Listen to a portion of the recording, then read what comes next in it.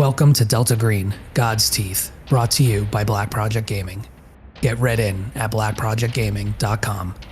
I'm Vince, your host and handler for this campaign. Joining me are Brett as Robert Bobby Gleeckman with the NSA's Tailored Access Operations Unit, Cami as FBI Special Agent Sarah Hart, also known as Agent DAPHNE, Doug as Virginia State Trooper Gerrald Bear Swenson, Jack as Father Nicolas Alvarado, professor at Georgetown University, and Sonia as Dr. Leah Caron, Army physician at the Walter Reed Army Medical Center. God's Teeth is a campaign of unthinkable horrors, written by Caleb Stokes for Delta Green, the role-playing game. For more information on Delta Green, please visit delta-green.com. Music in these episodes is brought to you by Cryo Chamber and Epidemic Sound. This podcast contains depictions of and allusions to violence against both children and animals, as well as unnatural horror, graphic violence, and adult language. As a result, it is intended solely for mature audiences. Listener discretion is strongly advised.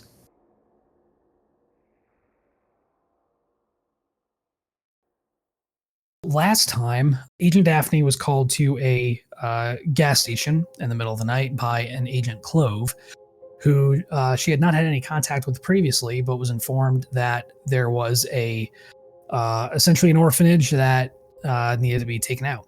DAPHNE needed to gather this group of friendlies, that a list of which she was provided, and was told to get them together, get them guns, and go and kill every adult at this compound, and not to let them speak, and to contact her for further instructions once it was done. So Agent DAPHNE, being the loyal soldier that she is, went out and immediately gathered you all in Sykesville, in Maryland, for what was ostensibly a domestic violence symposium, but was in fact just a cover for a meeting.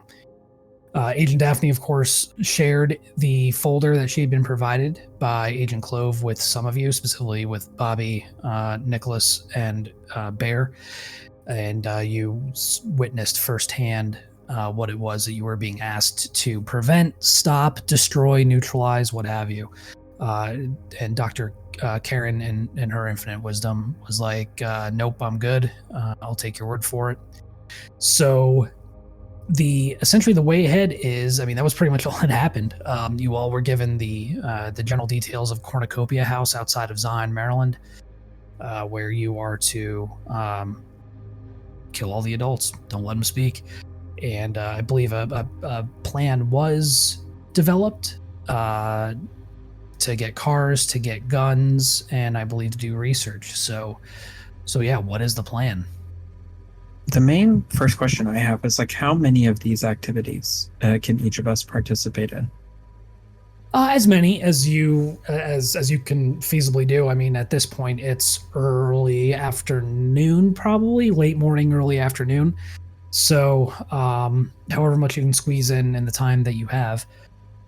I think for Bobby, I'd like to do research during the day, and then I'll assist with the gun. Okay. I like the break-in of the gun store at nighttime. Yep. Yeah, that's right. Because it was steal some vehicles or a vehicle, steal guns, and then research during the day. I think were the big two. Mm-hmm. Yeah, Bear's plan is to go to Walmart and get a backpack, baseball hat, and winter survival gear, and then to go around casing the town for a gun store to rob. Okay, beautiful. Yeah, I think I was going to get some clothes and some burner phones, and then figure out where the best location to steal a car later tonight would be as well. So for the clothes, the burners, those are all standard expenses. And I believe, Dr. Caron, you were also going to be purchasing clothes as well, right? Yeah, she was going to help us purchase the disguises. Okay. So, Dr. Caron, Bear, and Agent DAPHNE, go ahead and make int ×5 or accounting rolls to see if you can afford these purchases. Definitely int ×5. Okay. Success for me, 7 out of 80. Okay, beautiful. 45 out of 85. Okay. Oh, that's an 84 out of 40. So that's not a success. It is not a success. So for Dr. Caron and Daphne, you're able to afford it with no issues. For you, Bear, reduce one of your non-Delta Green bonds by 1 from the stress of your spending. Okay. That's it. But you're otherwise able to afford it. You're still able to get it. You just, a little stressed out. So one of your bonds is reduced by 1. I think, the obvious thing here is to go with Cheryl, my wife. She's probably going to find something on my credit card, and I'm going to catch hell for it. Yep. No, that's fair. So Agent Daphne, you wanted to find a suitable location to possibly steal a vehicle, and Bear, you wanted to try to identify a gun store, correct? Right. See if I can find a few gun stores and choose the one that looks like it'd be the easiest to rob. Absolutely. Okay. So both of you go ahead and make criminology rolls. Oh, that's a critical fumble. That's a 66 out of 40. Agent Daphne, you're easily able to identify a neighborhood in which, there's been a proven track record of vehicles being stolen. And so, you find you would easily be able to get lost in the noise, so to speak. One more vehicle reported stolen out of many. So it will not be difficult, especially in a city like Baltimore. You would be able to go and make a vehicle disappear, no problem. Sweet. For you, Bear, are you like casing on foot? Well, I think he would probably drive around, look up, a bunch of gun stores and drive there, but then get out and kind of like walk around it on foot, check out the back alley, maybe go in and check for video cameras and stuff like that. Okay. And are you sticking in Maryland? Are you in Virginia? What area are you or what state are you sticking in? The two are so close that you could drive from one to the other relatively quickly. Bear, since we're already in Maryland, maybe he would stick in Maryland, which is part of the problem. He's not in a place that he's that familiar with. That does make sense. Yeah. So you're cruising around, and you actually, along with Daphne, you kind of make your way to Baltimore. It's a bigger city. The outskirts, the suburbs. You're guaranteed to find a gun store or several. And Sykesville isn't that far away, so you're easily able to make your way down there. As you're driving around, you've identified a couple of prospects. At some point, though, you get out of your car and you're looking around this one particular gun store, and as you enter an alleyway that's on the side of the building, you see what looks like a mangy old German Shepherd stray. Its hair matted, and it appears to be missing one eye. But oddly enough, it's just sitting there in the middle of the alley looking at you.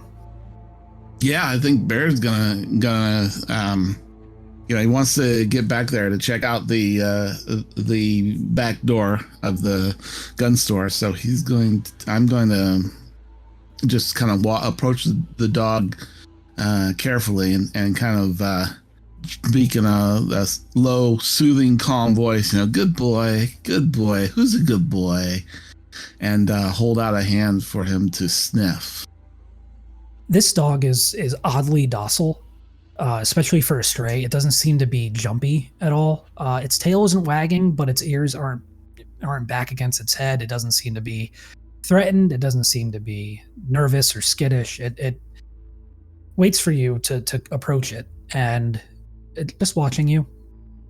Again, is very strange in its stoic demeanor. You reach out that hand, and suddenly, without warning, it leaps forward and just takes your hand in its mouth and bites and clamps. Ooh, okay. You can already feel the blood just running down your hand, but what's odd though is that it doesn't latch on. It doesn't shake. It doesn't go in for the kill, so to speak. It bites and then it retracts. And the dog is once again resting on its haunches watching you, as if nothing even happened. Take 1 hit point of damage. Okay. Wow. Yeah. Obviously, Bear would back up. He's like, What the? Jesus Christ, fucking dogs. What's the matter with you? It just stares. And then you hear the back door open.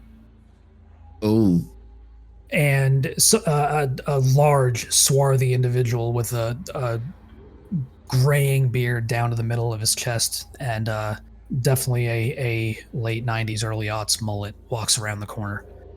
Fuck's going on here? I was trying to pet your dog.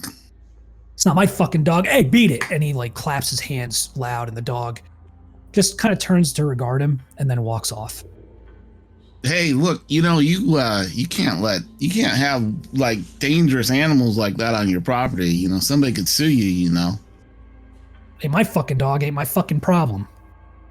Well, it's all right.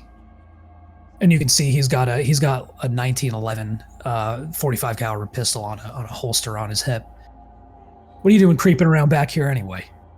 I saw the dog and it looked like it wasn't in good shape, and I thought, hey, I just wanted to check it. Yeah, well, how about you get out of here before you're in equally bad shape, you know what I mean? All right, I'll go. He just watches you. Yeah, and Bear just turns and walks away. As you presumably get back in your vehicle, across the street, you can see that German Shepherd just watching you. Oh, this is just like a normal German Shepherd watching a guy that he just bit walk across the street thing, right? Possibly. Okay. Somehow I don't think so. Damn. So you said the dog was mangy. Oh yeah. And rough looking. Definitely a stray. Yeah, definitely a stray. Like the hair is all matted. It's missing an eye. It's obviously been in a scrap or two in its life. Did I see a tag on it or anything like that? Oh no. No collar, no tag. All right. Yeah, there's probably nothing. And this was before they were chipping dogs. Right. Yeah. Okay. Yeah, there's nothing to do about it. Damn. Okay. Would Bear know where Captain Caron is? Yeah, Captain Caron or Dr. Caron, are you setting up shop back at the hotel? Yeah, I think that's what she's doing. Because if she'll try to, like after getting clothes and stuff, she'll try to help out Bobby if she can with any research he might be able to do. Okay. Yeah, before we get to that, real quick, Agent DAPHNE, were you just checking your FBI resources, local law enforcement resources to kind of identify an area, or were you out cruising as well? Probably first the resources she has available, and then like if nothing came up, then she probably would have tried to go to some areas where she suspected car theft might be a little more common. Yeah, thankfully, with you working out of the Baltimore field office, you have a litany of local law enforcement contacts and access to their systems that you're able to kind of pull down various stats and reports of stolen vehicles. So you didn't even really technically have to leave the hotel to pull that information down. Okay, sweet. So Bear, I'm assuming you're just going to go ahead and make your way back to the Sykesville hotel. Yeah, I think that's at this point, with its tail behind his legs and his arm injured, he's going to go back and see Dr. Caron. Yeah, you looking down at your hand, I'm assuming you're right-handed. Mm-hmm. Yeah, so you probably would have reached out with your right hand. Looking down, you can see just like right in the webbing of your hand between your thumb and index finger, like the perfect indent of these teeth just down through the flesh and bleeding pretty freely. Well, I mean, if it's still bleeding bad, I'll definitely try and get out a cloth or rag or something like that out of the car and wrap it around it, but put some pressure on it. But yeah, and then drive as quickly as I can back to the hotel. Okay, excellent. Bobby and Father Nicolas, I'm assuming you two are kind of beginning your research into various topics of interest. Yeah, because we're in Maryland, right? You are, yeah. So I would assume, unless you've left, you're still at the Holiday Inn Express in Sykesville. Yeah, I think, unless there are other plans, I think I might head down to the Baltimore Archdiocese to see if I can go like comb through their archives to see if there might be any record of the Cornucopia House, see if there's any sort of, even if it's just slivers of information, just trying to see if there's anything that is on record for them. Okay. Unless Bobby has other ideas. Well, Bobby's gonna. He does have an idea, but it would just involve him on his computer. So. Yeah, Father Nicolas, your diocese has no such information on either Cornucopia House or Families Without Frontiers. When you bring it up, it doesn't seem anybody is even familiar with the name of it. However, one priest, mentions that he has had some dealings with a local Russian Orthodox church, the Transfiguration of Our Lord Russian Orthodox Church in Baltimore, and they may have had some dealings with Families Without Frontiers. Yeah, he'll snatch that information up real quick. Agent Daphne didn't leave us contact for her, did she? Yeah, she probably would have before she left. Okay. Then he will just text her to let her know that he is going to Transfiguration. What was it called? The Transfiguration Of Our Lord? Of Our Lord, the Russian Orthodox Church in Baltimore. But yeah, I think he'll just head straight there. And if Bobby wants to come, obviously he's more than welcome to, but otherwise he'll just go by himself. It depends on how quickly Bobby would be able to get the information that he's looking for. Sure. So Bobby is going to see if he can get city planning records for the building so that they can figure out what the layout of the building is like. Okay. Because I know it's sort of out in the boonies, so I'm not even really sure if that would be a possibility, but he's going to try anyway. What is your intelligence? 75. 75. Okay. Do you have anything in accounting? I've got an 80 in computer science for the searching of the information and a 70 in accounting.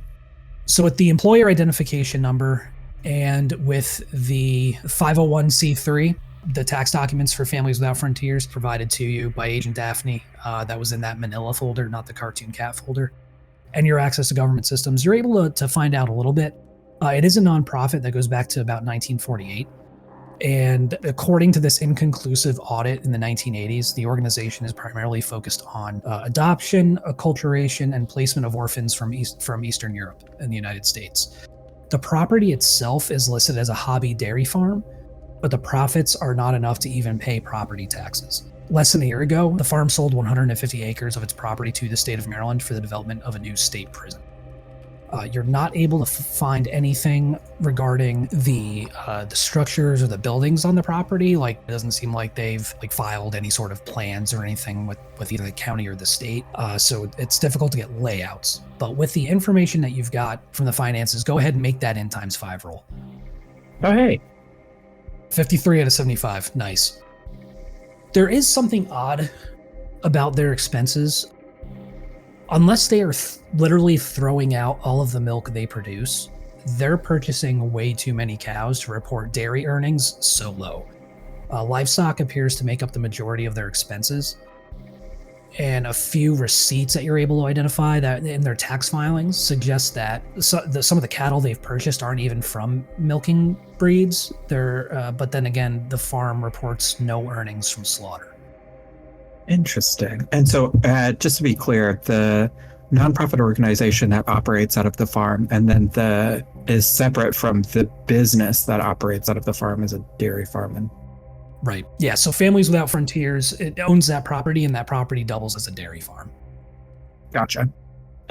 Bobby is going to see if he can find out any information on beneficial owners for the dairy farm, because nonprofit organizations don't typically have them. They can have associated peoples, but I think it might be easier to find out beneficial owner information for them. Yeah. It's probably going to take a few days to make some calls and some additional research to get that kind of information. But I will say, because you were specifically also looking for a layout of the property, that again, while you can't find exact blueprints or design paperwork for the structures on the property, you are able to find a general map of the area, which had already been provided by Agent Daphne, but you're able to get higher resolution, higher fidelity on the area. The document that we have, is that like an EIN registration document? Yes. Okay, so it's like a CP575. So you should be able to tell whether or not it's like a sole trader or a like company, whether or not it's like an individually owned LLC or an LLC that's owned by a bunch of different. Sure. From what you're able to find and what you're able to determine, it looks like the organization was founded by and remains run solely by one individual by the name of Yelena Calmatiano. Perfect. Okay, so that's the beneficial owner information that I was hoping to get previously. Sweet. Okay. What's weird though is that she appears to be the only employee of Families Without Frontiers, but it's almost a certainty that she has other employees off the books based on the sheer amount of work that's going to be required to both maintain a hobby dairy farm and an orphanage. Sure. Okay. It's not super unusual for companies, especially like sole-owned LLCs, to only have the one owner and then just have like employees that wouldn't be listed on any information. And is Bobby texting any of us this information? I guess I think that maybe he would, right? Like we're probably all keeping each other apprised of things. So, All depends on how much you want out there. Yeah, exactly. yeah, fair enough. And I will say, with your background in the NSA, you're probably not super keen on the idea of communicating information about what essentially amounts to an off-the-books operation over unsecured lines. Yeah, fair enough. For you, Father Nicolas. I'm just heading towards the transfiguration of our god then. Yeah, so you head in, and it's definitely this Eastern European Russian design with minarets and the like. And you head inside, and you haven't really dealt with the Russian Orthodox Church very much. I mean, you know, one of the main offshoots of Christianity, one of the bigger ones at least. It's no Catholic Church, but you walk in, and I'm assuming you look for one of the fathers. I think he's initially taken it a little back by the severity of everything. You know, it's aesthetically a little bit more severe than I guess the he's used to. But yeah, he's going to start looking for someone who looks like they're in a position of authority there. You find one individual, older man with this long gray beard and in the vestments of his congregation, and he comes out as you enter and greets you and introduces himself as Father Igor. Father Igor, Father Alvarado, it's very nice to meet you, and thank you for taking the time to see me today. I just had a couple quick questions about a charity organization that I think you might have some information on. I will assist however I can. Yes, I thought that you might have some information regarding an organization called Families Without Frontiers. Very little. I've not had much interaction with this group, but they have some involvement in the Orthodox community here in Maryland. What do you wish to know?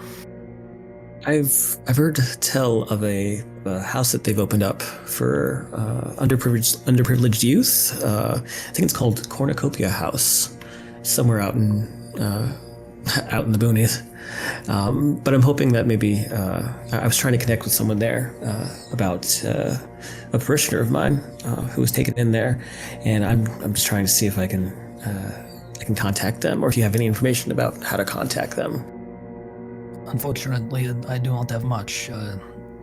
They are, how you say, quite insular community. They're Russian, from what I can tell and from what I have heard and know of them, and they have placed several Eastern European children in homes, primarily from Russia, Belarus, but they do not have very much, if anything, to do with our community. Have you had any contact with any of the children there? I have not, no. I'm afraid not.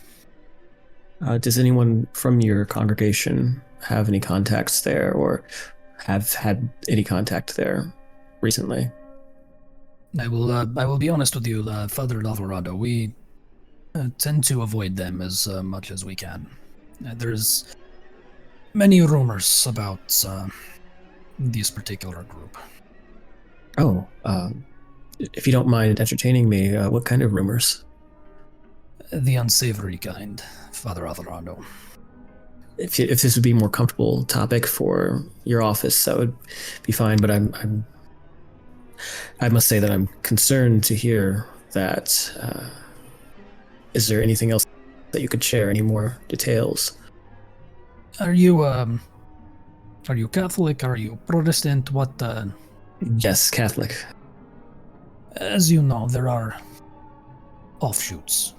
Yes. All religions have sects and subsects and cults. Yes, for lack of a better term. Yes. Are you suggesting that there might be cult-like activity there? I will say that a community that claims to have ties to the Orthodoxy, that is as insular as they are, yet does not practice in our community, in our churches. Who can say? I don't mean to press, but as I mentioned, I have a connection to this place that I'm obviously now even more concerned about, having heard some of this information. Do you have anything else that I can go on? Anything else that I can follow? I won't implicate you or your church at all if discretion is an issue for you. But this is just very important to me on a personal level, as well as a professional one. Go ahead and make a persuade test. Oof, that's an 87 out of 70.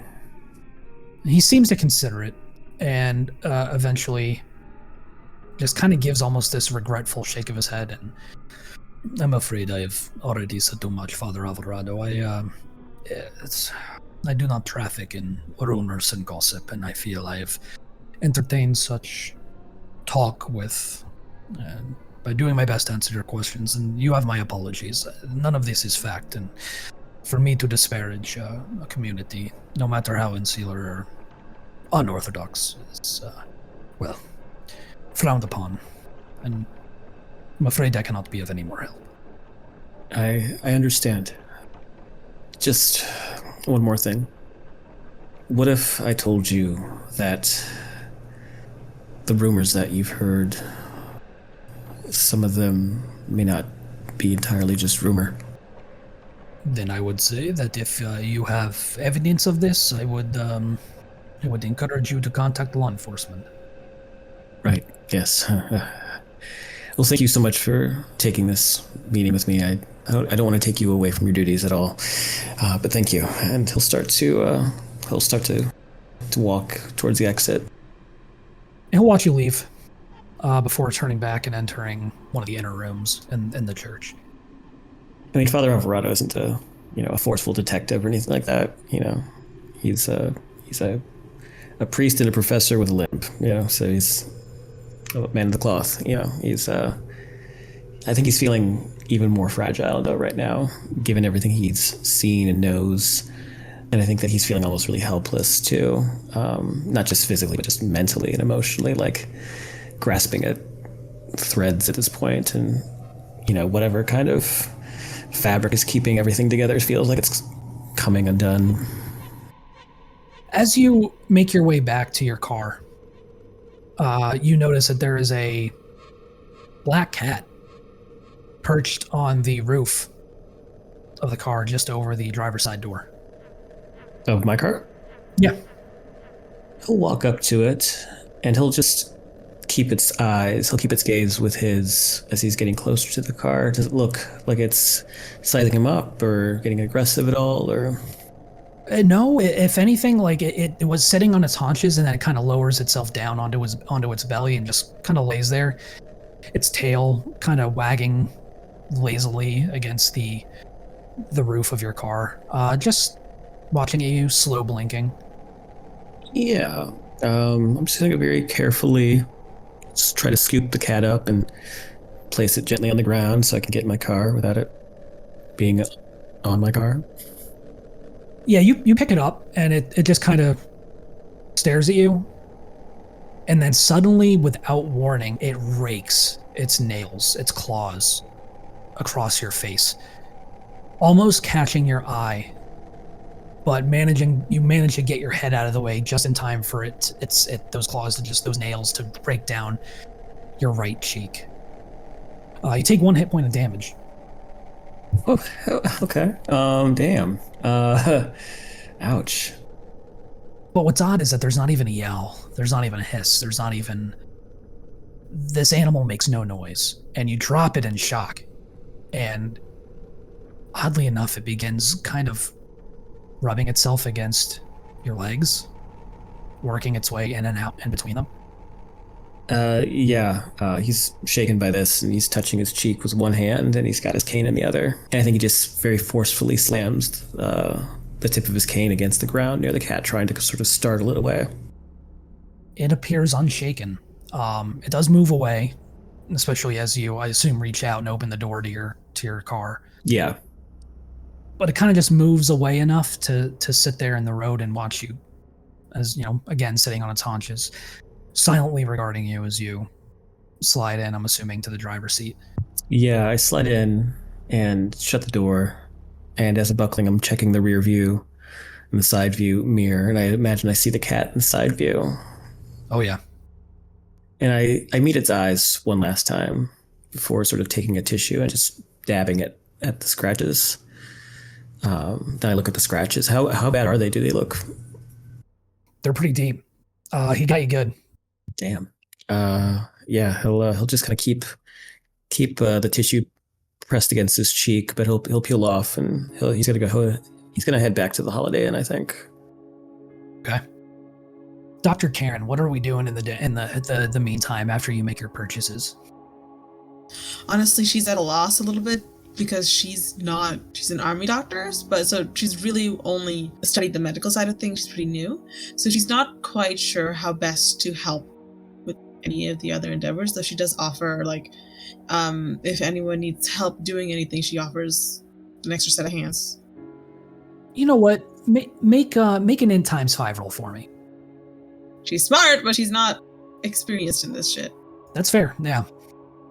27. 27. All right, 27 out of 85. Yeah, one thing you think of, especially working in an army hospital, you've dealt with plenty of family cases before. When you're dealing with active duty military, with reservists, with National Guardsmen, their families, you've had to deal with social services before, and if this Families Without Frontiers is, as Bobby's research would indicate, dealing with the adoption and placement of children, then they very likely have interaction with the state, with the Maryland Department of Human Services and the social workers there. So that might be a potential avenue of research that you or anyone could assist with. Would she have to go in person to the department, just see, look up the certificates maybe of the Families Without Frontiers, just to see what exactly... I know this is information Bobby probably already got, but maybe see what the people at the department's opinion is of the foster house. Yeah, a phone call would probably get you a foot in the door, but it would probably be better to go down in person. All right, I guess she just finds the address in wherever. Is it Yellow Pages? Was that what it was way back when? Yeah, Yellow Pages. They have a website. It is a government agency for the state. So they work out of a 10-story building in downtown Baltimore. Okay, then I think that she'll if Bobby told that she's just heading out to do a bit of investigating in the social service side of things, I'll be back. Okay, no problem. She will drive over. All right. So you head from Sykesville to Baltimore. It's about a half-hour drive, and you reach the main headquarters of the Department of Human Services for the state of Maryland. The main thing is that the confidentiality of adoption records is one of the most legally binding protections provided under federal law. And since 1947, all Maryland adoption records are sealed by the state. In order for them to be unsealed, a judge would have to pass a warrant down, finding that officials have good reason to unseal it. Other than that, that you would need the signed consent of all involved parties, which includes the adopted child, the adoptive parents, the birth parents, and then the agency. what if she didn't go looking for records on the adoptions themselves? She's just looking for information on the foster home first. She's looking, would a prospective parent be look there first for if they potentially want to adopt someone, or would they go straight to the house, do you think? Yeah, that would be tough to figure out without kind of knowing more about how Cornucopia House operates. But when you arrive, you walk into the lobby, and you see there's a public service poster dominating one of the walls, and it reads, "Every child wants a pet, but toxoplasmosis is no fun. Cats can spread disease that infect your child in the womb. Paid for by the Baltimore Department of Animal Services." And the photo depicts a young boy and a puppy huddling in fear as they face down this enormous, frightening house cat with giant green bacteria crawling amongst its slavering fangs. Okay, that's quite a poster. I should just find someone to ask, not for records on the adoptions of Cornucopia House, but just records on the house itself, like how long it's been certified, just information in general about it. Probably same thing that Bobby got, but it's good to get like redundant and second, I think, copies. So you find an administrative assistant, young woman, probably in her late 20s, early 30s. Go ahead and make a persuade roll. Yeah, 31 out of 60. 31 out of 60, very nice. As you bring up Cornucopia House and Families Without Frontiers, she kind of motions for you to come to the side and says, there's a story among us social workers that it's the caseload is considered cursed. What? Yeah. I mean, I don't know if I necessarily believe it, but I mean, oh God, the last social worker, they retired. They had early onset Alzheimer's all of a sudden out of nowhere. The one before that hanged themselves, and the one before that quit after a month. Oh, serious. Okay. Whoa.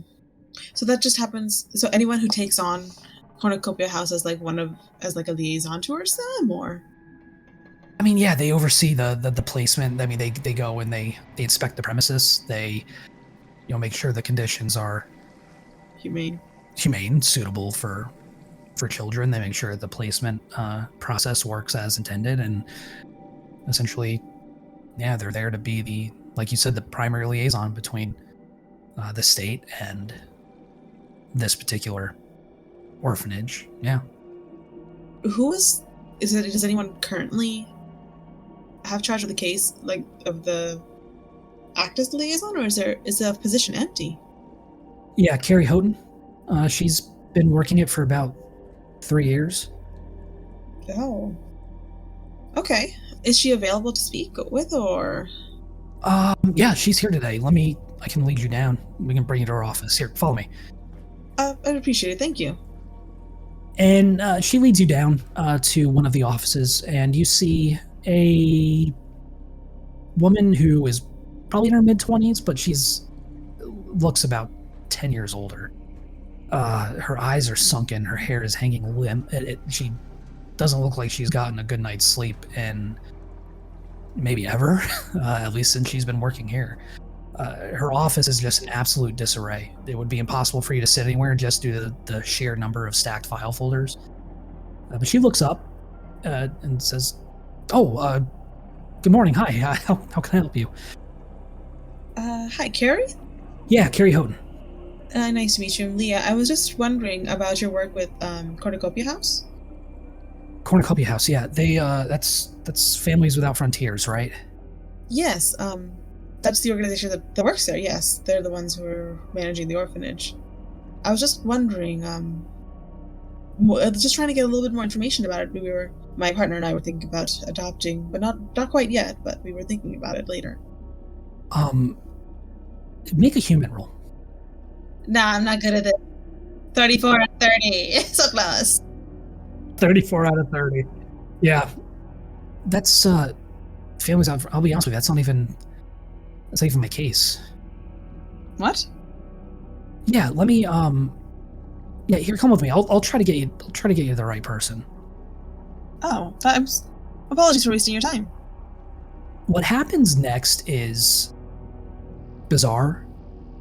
You've never seen anything like it. She goes from office to office with you in tow, knocking on doors, asking if the social workers inside handle case number 121, Families Without Frontiers. The response is the same from everyone that she asks. I thought that was your case. And as she goes from office to office, she becomes increasingly almost manic and seems to have no memory of this being hers. I'm sorry. I don't know what's happening. That's not my case. That's not my case. Okay, Carrie, that's okay. Do you have any, I don't know if there's like pamphlets or anything regarding this house? If I could just get a little general information about it, then I'll just leave you be. I can do my own research. Go ahead and roll Persuade. Okay.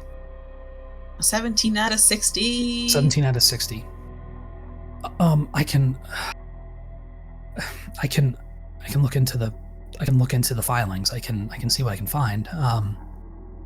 I appreciate it. Don't go to too much trouble. It's okay. I think you should leave. I'm not feeling very well. Do you have a number I can reach you at? Sure. And she'll give her one of the. Hopefully, you'd already gotten the burner cell phones by now. I think. Yeah, she'll give her one of those numbers. You can at least give her Daphne's for the time being. Yeah. Yeah, I'll call you, but I need to go. I need to go. I'm not feeling very well at all. I'm sorry. From a medical standpoint, what's up with her? Do you have anything in psychotherapy? No, just 10. Okay. Whatever's going on is obviously mental, and she's on the verge of having a nervous breakdown, from what you can tell. Make an alertness roll. 5 out of 60. As she's kind of gathering up her things, you do notice that there is a folder, a file on her desk with, oddly enough, 121 written on the label. And you're fairly certain that you would be able to grab it without her noticing in the current state that she's in. She'll grab it. Okay. She kind of hustles you out of the office, and I'm assuming you make your way back to Sykesville with the file in hand. Yeah. Mm-hmm. Okay. Oh boy. Oh boy. When you eventually review the folder, for the past 3 years, Houghton's home visit notes for Cornucopia House have given it a score of 3 out of 4 in every category. The notes read, sanitary conditions and chore load for children are acceptable and adhere to the rigors of farm life. Children appear happy, playing often and engaging in many educationally enriching activities. Interviews reveal that the children love their babushka. Much to do was made about her homemade cookies. The rub is that every single report ever filed on Cornucopia House since 1982 contains that exact same statement in a variety of handwritings. Same statement since 1982? Yep. And since 1998, it has been in Carrie Houghton's handwriting. Go ahead and make a sanity roll. Oh, that's a fumble. You lose 4 sanity. Oh boy. You've never seen anything like this. Even the laziest caseworker knows to change their shit. This is not... Something's wrong. Mm-hmm. I think as she's in the car, as she's reading all of these and realizing that every single one of them is the same, her heart starts pounding in her ear. And you get she's getting that rush of blood, the pulse of blood in her ears just the entire time as she's looking at this and looking at it and just looking at it. And it takes the force of will just to close the folder and just throw it away from her into the side seat. And she's not looking at that anymore. She's driving right back. As you are driving back to Sykesville, taking some of those rural back roads, you don't know where it comes from. You never see it coming. But the buck collides with the driver's side of your vehicle. Oh my god. And its antlers crash through the side window, and you feel those antlers scrape across your cheek, the surface of your nose, barely missing impaling themselves into your head. Your face is peppered with broken glass, and you swerve. I need you to make a drive roll. Oh God. That's a failure, 68 out of 20. The car goes off the road, and you manage to slam the brakes on in time, just to slow it down enough to where you're not sent through the windshield as it collides with a tree. You take 1 hit point of damage as you feel the blood rushing down your face from this buck that is still impaled through the window.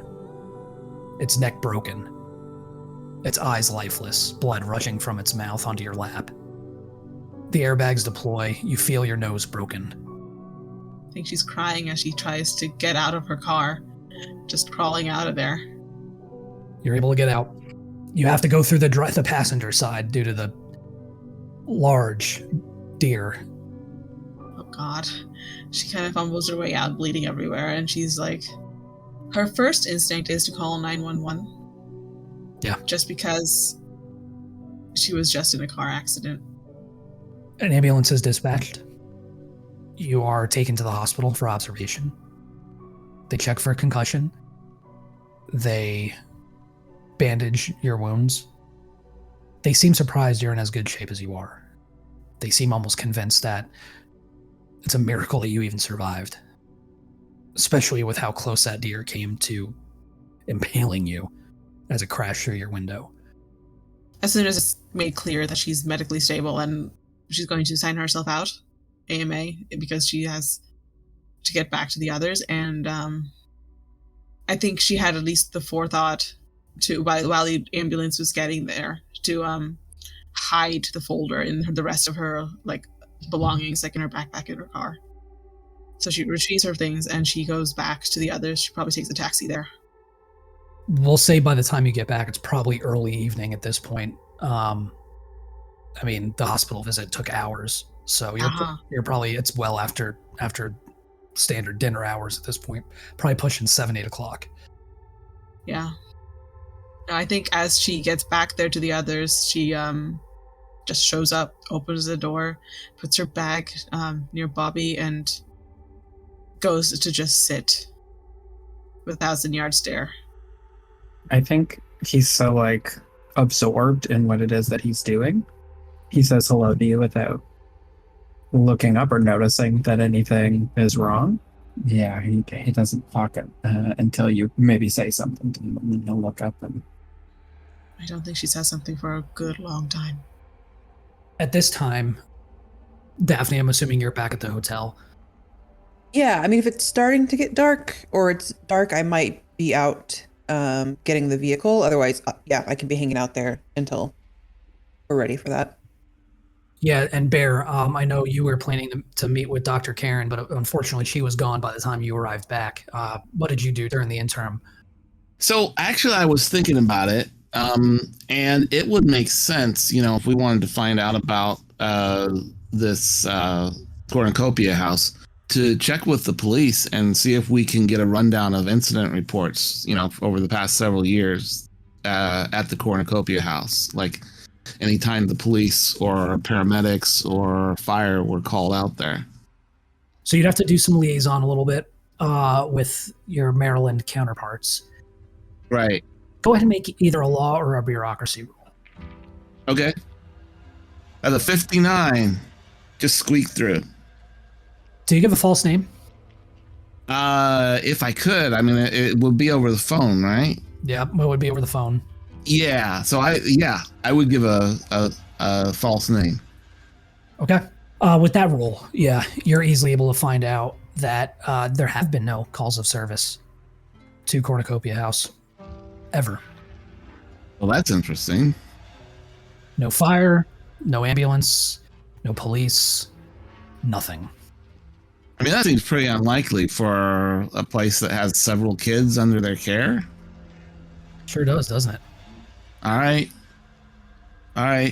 Yeah. And Father Alvarado, I'll assume you easily would have made it back well before Dr. Caron. What would you do in the interim?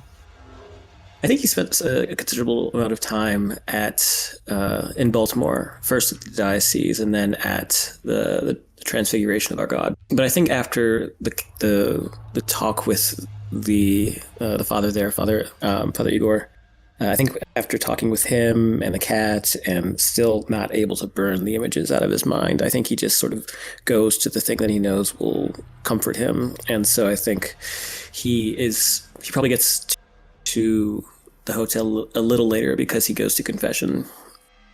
Ooh, let's play that out. Okay. Yeah, so you go into the confessional and you hear that slide of the wooden panel as the priest on the other side prepares to take your confession. Forgive me, Father. It has been 28 days since my last confession. I do it more rigorously, more regularly, but I've been lapsed in it as of late, and I just need some guidance today, of all days. How may I help you, my son? I have been asked to be a part of something that I know is at its cores good and will help a lot of people, a lot of children specifically. The things that I've seen there, though, the things that I've bore witness to, I can't purge from my mind, and I feel like I'm stained, I'm tainted with something, like something has attached itself to me after agreeing to be a part of this endeavor. I see. And would carrying out this endeavor, would this relieve you of that stain? Would it wash it away, or would it ingrain it more into your soul? I fear that I would become even more stained by it. The things that might have to happen to help these people, to help these children, they're not godly things. I assume you are familiar with the Old Testament, my son. Yes, I am. Ours is a loving God, but ours is also a God of vengeance. You will visit that vengeance upon them, Father Nicolas. He perks up at that, his ears and his eyes twitch at the sound of his name, and he just spins towards the opening of the confessional. How did you know my name? There's no one there. Roll sanity. 14 out of 60. You lose 1. Yeah, he'll try to get his composure together as best as he can, but he's gonna get back to his car as quickly as possible. But before he does peel open the curtain in the other booth just to confirm that there was no one there. And obviously seeing that there's no one there, it startles him a bit. When you peel back that curtain to see if anyone was even there, you do see a Bible on the seat open to a particular passage. He'll just look around, make sure that no one's like glaring or, trying to keep him from going inside. But yeah, he'll reach in and pick it up and just sort of look at the passage. It's open to Genesis 27:3.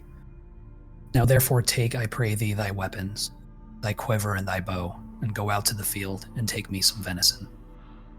He lets that simmer, and I think on the way to the hotel, he meditates on that passage over and over and over. It's almost like psyching himself up with verse, and it even distracts from the pain of his face, the scratches on his cheeks, which still kind of sting.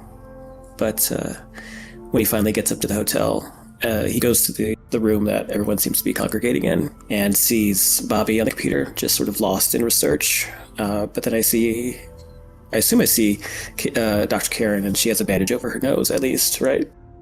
Oh yeah. She's got a bandage on her nose. She's got bandages on her cheek, stitches. It appears like. Oh my goodness, Caron, are you? Doctor, I'm sorry. What happened? It takes her a second to recognize that Father Alvarado is in the room. And when her eyes go to him, you can almost see like the dissociation. And as she comes back from it a little bit, there was a deer. Deer? It crashed into my car. Bobby's gonna look up now, hearing this, and see her, and then his eyes are just going to dart in between Father Nicolas and her for the rest of the conversation, but he won't join in. Oh, well, I'm glad that you're all right. Is anything broken? They said it was a miracle that was as good as I was. This might be an odd question, Dr. Caron. When you saw this buck, did it look at you? I didn't even see it coming. It crashed into me, into the car, and it died basically with its head in my lap in the steering wheel. Its antlers almost killed me. Did your eyes meet its eyes, though? I don't remember.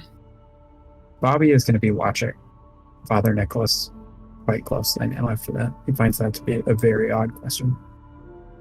I had not a similar incident, because obviously you are in much worse shape than I am. But I had an incident today when I was going to visit a church. There was a cat on the hood of my car, and it seemed perfectly docile at first. It even let me pick it up. But as I was trying to place it on the ground, it just snapped. There wasn't even a hiss or warning. And he just sort of turns his cheek to face the others, and they'll see the scratch marks that go down from his eye almost down to the corner of his mouth. Would I be there too? Yeah, I'd say if you're back from making your phone calls, you could probably walk back in as this conversation is happening. Yeah. I think Bear would just walk in and hearing the conversation, and he'd be like, "Wow, that is freaky. You got done in by a deer, and you got scratched by a cat. That is quite a coincidence, guys." What's wrong with your hand? Huh? Oh, yeah, Doc, I wanted to ask you about this. A dog bit me. She's coming back alive a little bit, like the work mode basically turning on. You wash it out, you dressed it. No, I washed it, though, with soap and water. I mean, that's what they always tell you to do. Was the dog rabid? Why did it bite you? I don't know. It was just sitting there, and it looked like right at me, and then wham! It just bit me. This is alarming. Did the dog look at you? Yeah, he did. He looked like right at me. It wasn't even like he was like there was like malice in his eyes. It was just like nothing. Like a little flash of rage, but from somewhere else. Yeah, sorta. The same thing happened with the cat. Holy shit, I didn't even put that together. You're right. Bobby's eyes are flicking around the room, trying to kind of figure out how it is that people are reacting to this, because he's very weirded out by it, very concerned. He wants to see if everyone else is the same. Did Bobby leave at all, or did he stay at the hotel? No, he's been in the... Okay. Has anyone heard from Agent Hart? She left a little bit ago. She wasn't here when I came back. Not since she left, no. We should at least text her to keep an eye out. Did anyone find anything useful for what we're going to have to do? So while you all compile your findings and discuss them as a group, we'll go back to Agent Hart. You know the general neighborhood where to find a vehicle, and it doesn't take you long to find one. Let's make some rolls. Oh boy. With your drive, you know how to hotwire it. Make a criminology roll for me. Okay. Oh, success. 40 out of 71. 40 out of 71. Beautiful. So, yeah, you knew the general area to look for a vehicle, but now you start keeping an eye out for vehicles that are probably unlikely to be reported stolen in the next few days to give you some breathing room. Now, you drove, right? I think since she knew she was going to possibly steal a car, she would have taken like a cab to like a nearby restaurant or something and then walked. Okay. So yeah, you know, having been dropped off at the restaurant, you begin your walk into definitely one of the less reputable neighborhoods in Baltimore. I'm assuming armed. Yeah, just to be safe. You do find a vehicle, and it is a sedan that should get the job done. I mean, listen, you're not going to be outrunning anyone in this thing, but it should be suitable for your purposes. One thing you notice, though, is that there is this murder of crows that is circling a dead possum in the road not far away. Is it like directly in my path? Like I have to get at least kind of close to it to get to the car, or can it be avoided? You could try to go around. Yeah. Yeah, has the group texted me at all about their weird animal encounters? I would say since you left, you probably would have left right after it got dark, so probably close to 5:36, and Dr. Caron didn't probably make it back till closer to 7 or 8. Probably not. Okay. Still gonna give them a bit of a berth just because she doesn't want to like spook the crows and cause like a bunch of noise on the off chance that someone looks out their window. So yeah, not planning to get too close to it. So with your skill and with your drive at 50 or higher, you know how to break into and how to hotwire a vehicle. You manage to get in, and with the door kind of open, you begin to cross those wires together underneath the steering column to get it running, and soon it kicks right up. But when you look up, there is one of those crows perched on the door, on the edge, kind of looking in at you. Can I just close the door and see if that'll like the movement will make it spook and fly off? As soon as your hand touches that handle, it ducks into the car with you and begins flapping and crowing as it claws at your face. Like getting the hell out of there. I don't want to be stuck in there with the bird, that's for sure. Its claws rake your hands as they come up to defend your face. You feel its talons rip into the flesh on the back of your hands. You do take 1 hit point worth of damage from this assault. And you dash out of the car, the door open behind you. And almost as soon as it started, it's over. And the crow is perched on the roof of the sedan, just watching you. Cautiously making sure it's not gonna swoop again, getting back in the car and then just driving off, getting out of there. Not like speeding off, but like getting out of there. Yeah, it doesn't budge as you approach again, and you settle back into the seat. You close the door, and only then does it take flight and land on a nearby street lamp, looking down directly at you. Cool. Yeah, when she gets back to the hotel, she has a first aid kit in like her inventory. She's just gonna patch it up really quick before she goes in. When you arrive back in the Holiday Inn Express at Sykesville, everyone is already gathered there. I'm assuming you all have set up shop in one of your rooms, obviously because the conference room wouldn't have been set up for the whole time. But when you arrive back, everyone is gathered, and Dr. Caron looks a mess. Father Alvarado is nursing these cuts to his cheek. Bear has gauze, bandages, a rag, whatever, wrapped around his right hand. It's definitely a strange sight. And you all see that the backs of Agent Hart's hands are scratched all to hell, along with some scratches on her forehead. Before she went in, she had grabbed her first aid kit and at least bandaged it up, so it's not like actively bleeding or anything. Yeah, so yeah, you got some band-aids on some of them. You've kind of taken some rubbing alcohol and some gauze to them and stopped the worst of the bleeding. Yeah. What happened to you? Crow. Alvarado turns his cheek and says, "Cat." Yeah, Bear will hold out his hand and say, "Dog bit me." What the fuck is with animals and attacking us? Maryland? I don't know. That's too many incidences to be a coincidence, but I'm not really sure what else it could be. I don't. And you see that he's like stammering and struggling to reconcile something within himself as he's starting to talk. And I think he stops himself from saying what he wants to say, because to him it's too ludicrous. He's a religious man, but he's still, somewhat modern and scientific. So I think he keeps from saying the thing that he wants to say. But he says, "I agree, this is far more than just mere coincidence, but if it has anything to do with Cornucopia House, I can't say. I don't know. Well, unless there's a vast amount of animals attacking regular civilians in the city tonight, it likely does.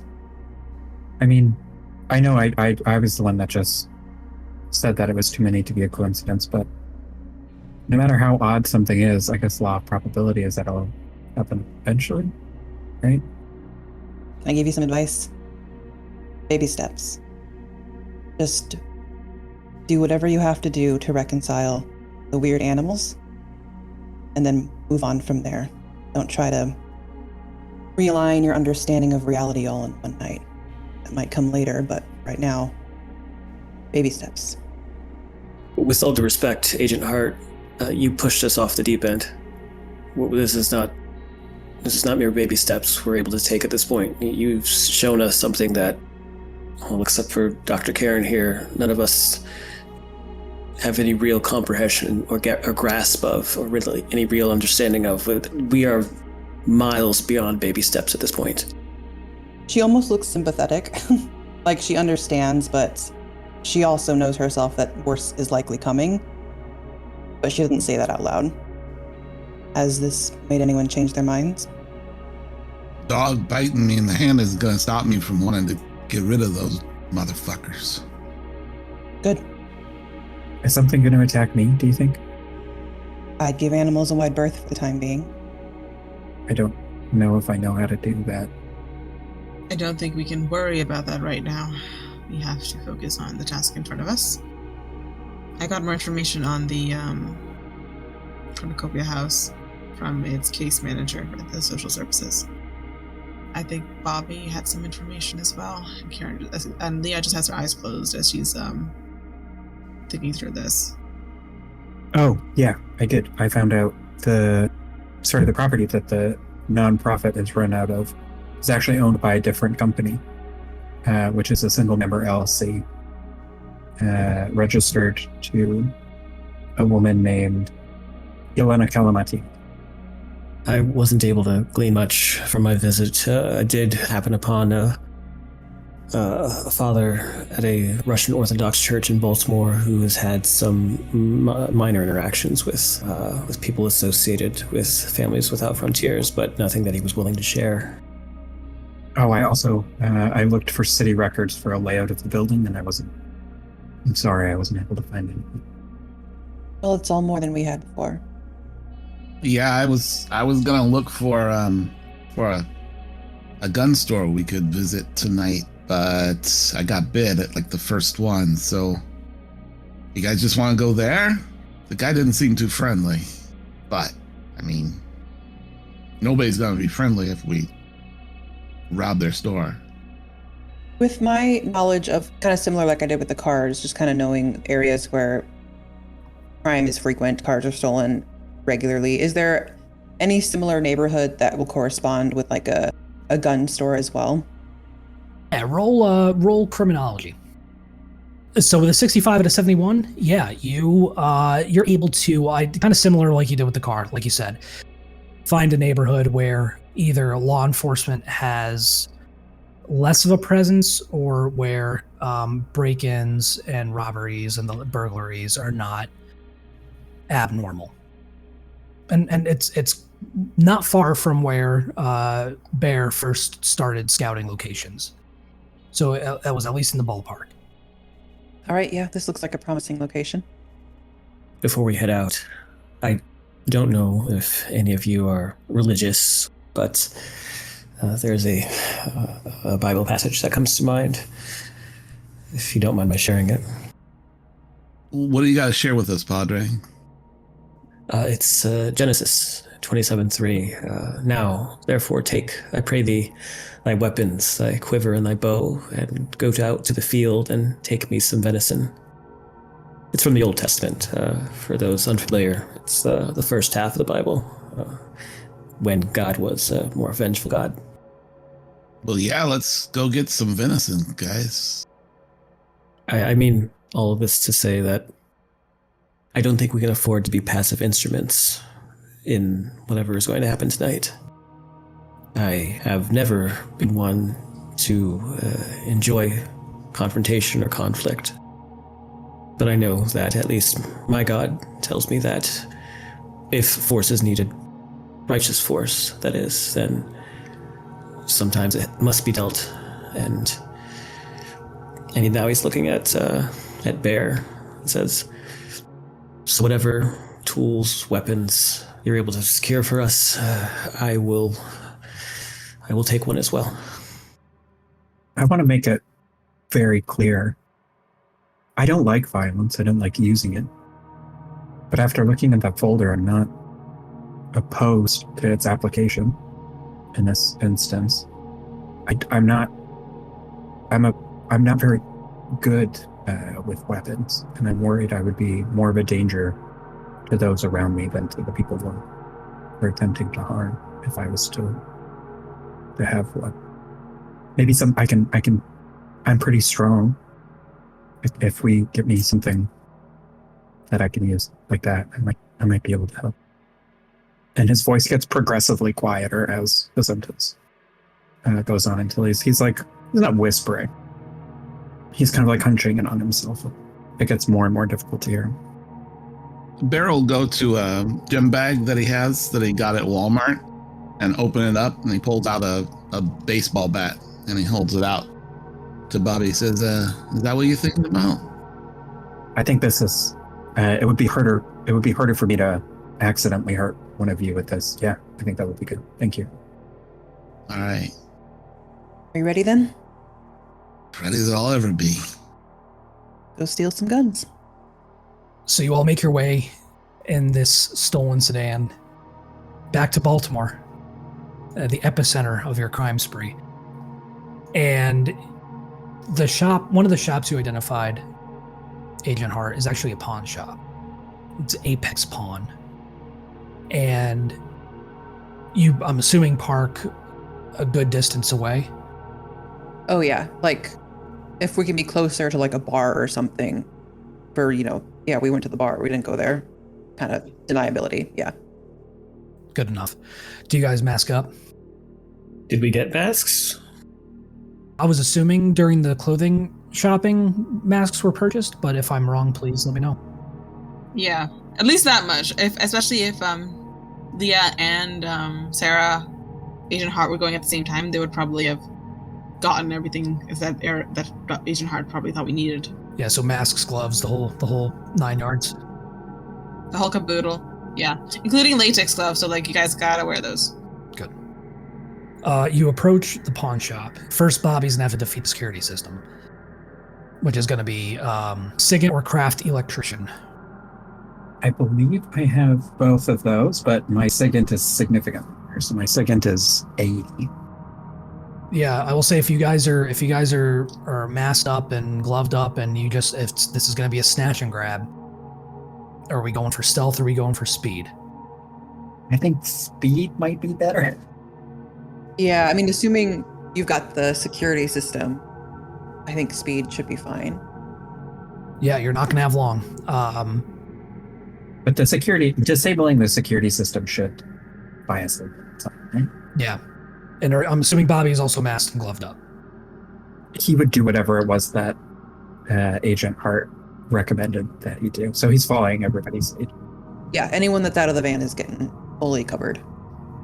You, Bobby, you work your way around to the back of the building, having identified the electrical box. And as you open it, you notice that something has made its home in there. The rat launches itself out at you. I knew this was coming. Leaps at your face, its teeth bared, and buries itself into your cheek. Bobby screams. Yeah, he definitely shouts. He's very surprised by that. Yeah. I mean, having a rat jump at your face out of a box in the night.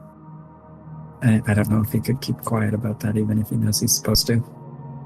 Yeah, you take one hit point of damage as you have this almost perfect rat bite in your left cheek. Go ahead and make your SIGINT roll. I would also like to push for a sanity roll here. I know that's not something we normally do, but I feel like closing the circle of animals attacking everyone is just proof to him. That makes sense. Yeah, go ahead and roll sanity. 44 out of 50, that's a critical success. You lose nothing. You're able to miraculously stay focused enough on the task at hand that I will even say you succeed at disabling the CCTV and the alarm without having to make a roll. Right. Okay, cool. I think maybe he's surprised, he shouts out, and then as the rat sort of becomes not a threat anymore, he disassociates the weirdness from the information and just sort of like catalogs the information. Like, okay, this is a thing. This is abnormal, and abnormal things are going to be happening, and I need to just like see it, catalog it, and deal with all the other stuff later and get to work. Love it. Yeah, no, that makes sense. Sarah and Bear, how do you get inside? What kind of lock system? I'm assuming it's like a pretty basic lock system. Yep, and there are bars on the windows, yeah. What's lock picking? Is that craft? It is special training, or it is a craft skill. I could also give you the option to try with dexterity. Mine's 55. I don't know if yours is any higher, Doug. Oh, yeah, mine's 65 All right. for dex. All right, I'll go ahead and see if I can jimmy the lock. Okay. All righty. That's a 61 out of 65 for success. Yeah, you haven't picked very many locks, but you're able to, whether it's the adrenaline, the focus, the severity of what it is that awaits you, you are hyper focused on the feeling of these tools working their way up against the tumblers, and until they all are aligned, and you hear that click as the lock disengages, and you're able to get in the door. All right, open the door and quickly go inside and close it behind us. Okay. We're the only two inside going inside, right? You are. Yep. So I just want to look around really quickly to find, some guns, specifically looking for shotguns. Okay. Yeah, and I'll look for ammo. Yeah, you were able to find 2 shotguns, 2 12-gauge shotguns. This is a pawn shop. So they're not brand new, but they're in good enough shape. You're able to find 12-gauge ammunition for those, Daphne. Any pistols? Yeah, you find a revolver, so pretty much a light pistol, and then a medium pistol as well. The medium pistol appears to have been a custom job, and along the barrel in this kind of old English font is engraved, "Bring only death." Well, we gotta take the weird one. Yeah, I'll grab that. Okay. I'll grab the light pistol too, for just in case anyone decides they want to also be armed. All right. Yeah. So you got a light pistol, a medium pistol, 2 shotguns, and I'll say you're also able to grab a hunting rifle, a heavy rifle. I'll call out the ammo types for Agent Hart. Okay. Obviously, the 12 gauge is easy, but the other ones. Would they have any like vests? I don't know if they'd have like full on Kevlar or anything here, but any kind of protective gear? They do not. You might have to check with like a military surplus or something along those lines, but yeah, that makes sense. Here, not so much. All right, too late. Yeah, I think once we identify these and get everything we need, we're gonna book out of there quick, right? Yeah, definitely. Okay.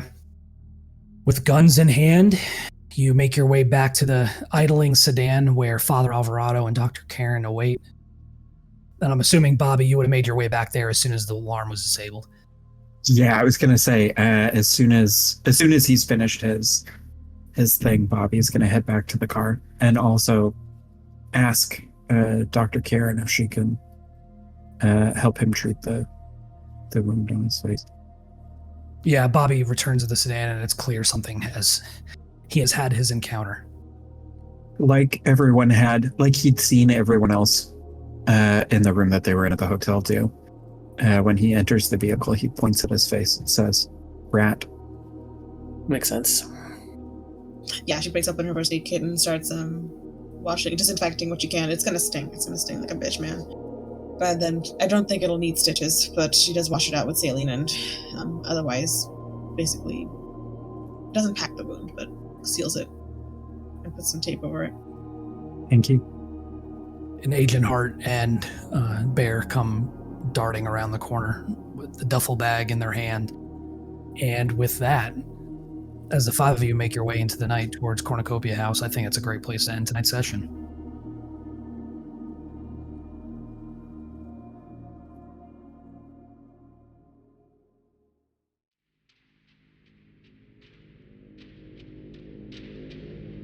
Thank you for listening to Delta Green, God's Teeth, part of the Black Project Gaming podcast.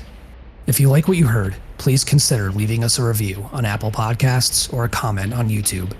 Be sure to visit blackprojectgaming.com for previous and future Delta Green episodes. If you'd like updates on all future releases, please follow us on Blue Sky or Facebook.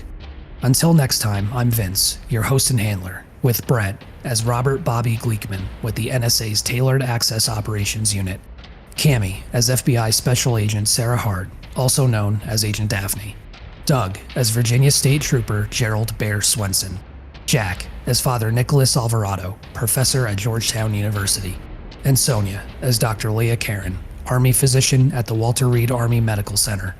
Thank you again, and remember, we'll be seeing you.